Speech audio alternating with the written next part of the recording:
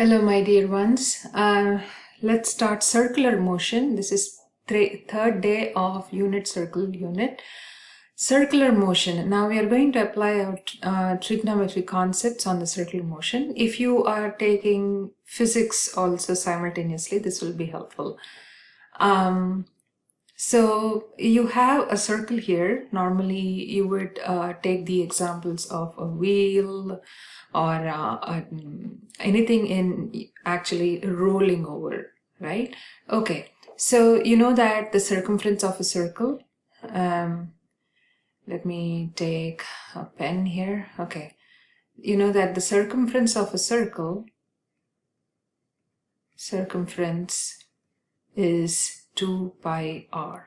Okay, so keep that in mind. This will be useful whenever we need to think about arc length, and you will see that formula soon. So the rate at which normally an object moves along a path is in its linear direction, not a circular direction. Normally it's called a linear speed, right? So here, what would be the linear speed formula? Normally velocity or speed, v for velocity, is distance over time, right? Distance over time. So if we call s as distance, for some reason they use the letter s for distance, okay? S over t, okay? So this s is the arc length here, because we are now actually translating it to a circular motion. So here it should be usually the arc length over time. So this is the formula for that. Now, if you look at angular speed, okay, so if you look at angular speed, the rate at which the central angle changing along the path is called the angular speed. So if it is an angular speed, so we are talking with respect to the change of the angle, right?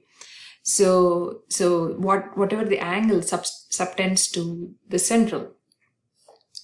So we call that angular speed, or omega. Omega. It looks like a W, it's a Greek letter. It's omega. Omega is theta over t, where theta is the central angle. The central angle over time. Okay, so once you get these, we can actually solve the application problems. Here mostly we see application problems only. So let me, and also particularly you must remember, by this time you should be probably or simultaneously learning the dimensional analysis in chemistry. We'll use that because it's so much easier to work with the units and conversions, because there'll be a lot of conversions going on left and right. So each rotation or a revolution has a circumference of 2 pi and a central angle of 2 pi radians. So keep that in mind. That's why I first brought that up. So the circumference is 2 pi r. So find the linear speed of the tire in inches per minute. So he wants, ultimately, the goal is to get inches per minute. So how would we get that, right? So I'm going to write it in a separate spot. We need, the goal is to get inches per minute. So we are going according to the formula and the goal, the final goal in the units. So we have here 14 inches. The tire has a radius of 14 inches and the rate of 125 revolutions per minute. So when he says 125 revolutions per minute, so let's write it down clearly. 125 revolutions per minute. Okay, don't use slashes. You actually do the actual fractions, divisions. So this is 125 revolutions per minute. All right. The minutes are fine then. We don't have to convert minutes because our final goal is minutes. Okay, that's good. So that means we have to convert these revolutions into inches somehow. So how do we do that? So that means I want to get rid of revolutions. So which means now you have to bring the conversion factor. One revolution is how many inches? So that should be our conversion factor, isn't it? So normally one revolution is 2 pi r. One revolution is 2 pi r, r being the radius of the tire, or sometimes they give the diameter directly. So if you have diameter being given, then it is just pi d, or it's just to say, but you can actually do the conversions in your head when it comes to diameter. When he gives diameters, don't multiply with 2. That's all I'm trying to say. So one revolution is 2 pi times, the radius is 14, so just multiply 14 and write the units here. Now that comes to the inches. Okay, so we converted the revolution into inches. Now that means technically we can cancel off the revolutions in the units and we'll have finally inches per minute. Okay, inches per minute, that's the idea. So that means you have to use our calculator now to multiply 125 and 2 pi. So 2 times 125 is 250. 250 times pi. We have to literally multiply them. So I'm going to use my calculator. I'm going to pause a minute and open up my calculator. Okay, I have my calculator ready. So here we are.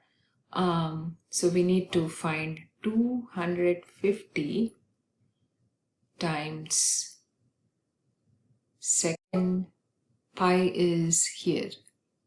Okay, so we get 785.39.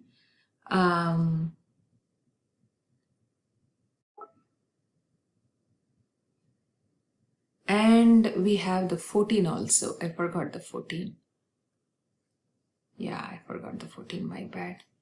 Times 14. So that's the answer, 10,995. In Math Excel, please don't write the commas, okay? It doesn't like it. So 10,995.57 inches per minute. So don't forget the units. So that's how you do this problem. Okay, so we'll go to the next problem. So we have here, find the angular speed of the tire in radians per minute. So we'll finish this pretty soon. So he wants in radians per minute. So when he wants in radians per minute, then we would simply write that 125 revolutions per minute times, now we have to, the minute is still the same, so 2 pi radians, right? This is just simply 2 pi radians over 1 revolution. Okay, right? Because 1 revolution is 2 pi radians. So that's the conversion. So you would cancel the revolutions and multiply this. So what we got earlier with our calculator without multiplying the 14, right? So 785.400 radians per minute. Okay, so that's how you do this problem. So I'll continue with the other two in a bit. I'll just pause for a second. I'll actually end the video here and I will make a second part of the video. Okay, all right, thank you so much for watching. I'll see you next time.